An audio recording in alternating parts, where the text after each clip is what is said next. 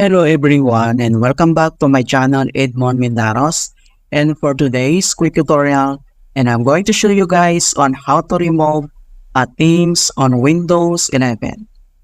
So basically, themes play an integral part of users who wish to modify the Windows experience. It may change the desktop background, animations, lock screen, mouse cursor, sounds, and icons. But what if you want to remove a themes in Windows 11? Then I'll show you the quick method. And without further ado, let's go ahead. So all you have to do is to open up on a search menu. And then dito sa search for apps, so type mo lang dito yung settings. And then click mo lang dito yung open.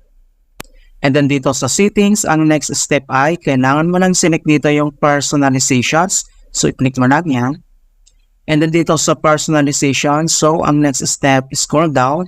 And then select mo lang dito yung themes. Ito siya, so click mo lang yan. And then makikita mo lang lahat dito yung ating Windows themes. So kung paano ba natin ito i-remove or i-delete.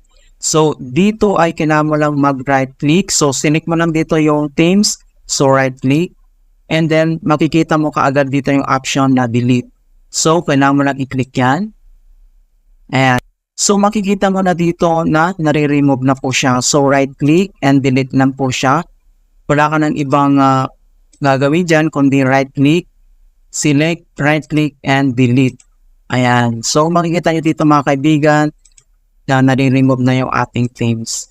Alright, so ganun lang po kasimple on how to remove or delete themes in Windows 11. And please don't forget to like this video, subscribe to my channel for more quality content.